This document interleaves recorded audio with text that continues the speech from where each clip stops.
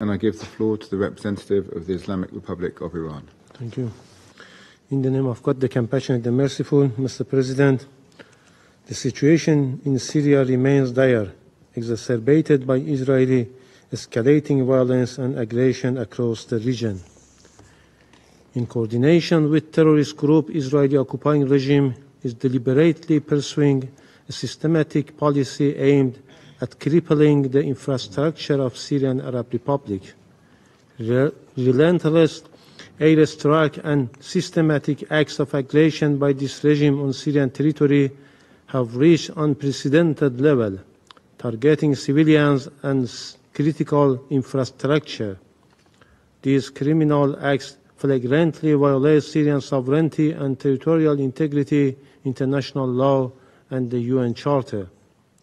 Regrettably, Israel's impunity is perpetuated by unwavering US support and inaction of the Security Council, as evidenced by yesterday's US veto. This disgraceful veto not only highlights the Security Council failure to uphold its charter-based mandate, but also serves as a US-granted license for occupying regime to continue its carnage in Gaza and Lebanon with full impunity. This has undermined humanitarian affairs and poses a grave threat to regional and global peace.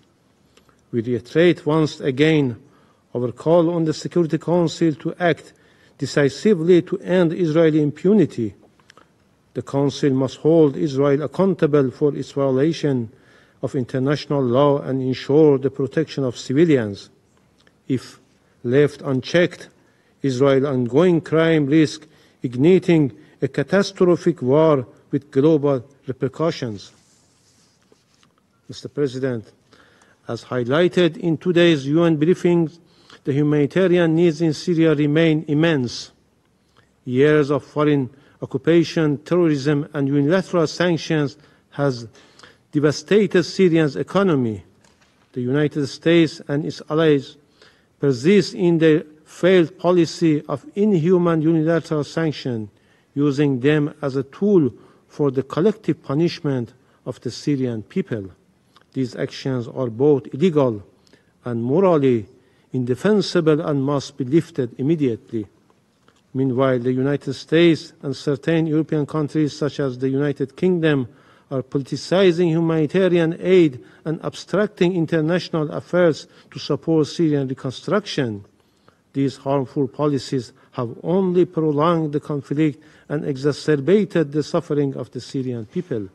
Furthermore, Israel's relentless strikes on border crossing between Syria and Lebanon have disrupted critical aid deliveries and forced hundreds of thousands of flee. Over 500,000 people have sought refuge in Syria from Lebanon, placing overwhelming on Syrian already overstretched resources and host communities.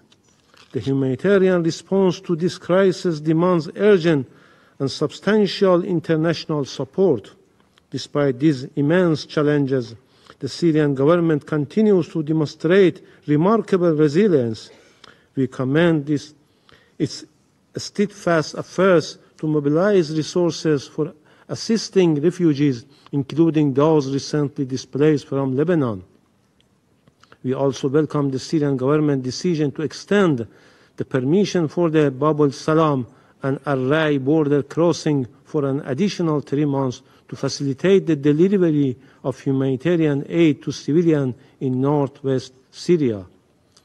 This decision underscores Syria's commitment to alleviating the suffering of its people despite external pressure. The international community must increase support for Syria to address the urgent needs of refugees. Early recovery projects are essential for rebuilding infrastructure and creating conditions for the safe return of refugees and displaced persons. Mr. President, terrorism remains a significant threat in Syria, particularly in Idlib, where terrorist groups continue to operate. Addressing this threat requires full respect for Syria's sovereignty and territorial integrity.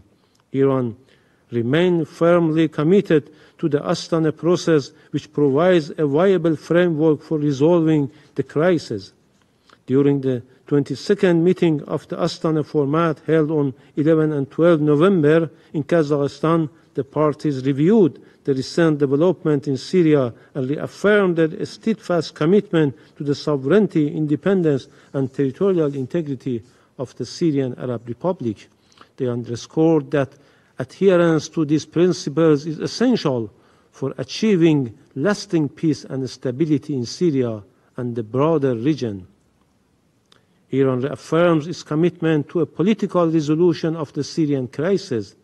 A political solution led and owned by Syrians is the only viable path to resolving the Syrian crisis. Any sustainable solution must fully uphold Syrian sovereignty and territorial integrity, and the illegal presence of foreign forces, particularly US forces, halt the exploitation of Syria's natural resources, and cease ongoing support by the US and Israel for terrorist groups. Iran fully supports the resumption of the Constitutional Committee meeting to advance meaningful political dialogue. We also welcome the Special Envoy's active engagement with Syrian authorities, particularly his ongoing visit to Damascus, as a vital step toward fostering progress in political process. The Syrian people deserve peace, dignity, and the opportunity to rebuild their nation free from external interference. Through collective efforts, we can restore peace and stability in Syria and in the region. I thank you. I thank the representative of the Islamic Republic of Iran, and I now give the floor to... Do you want to watch more videos like this one? If yes, subscribe to our channel and press the bell icon next to it.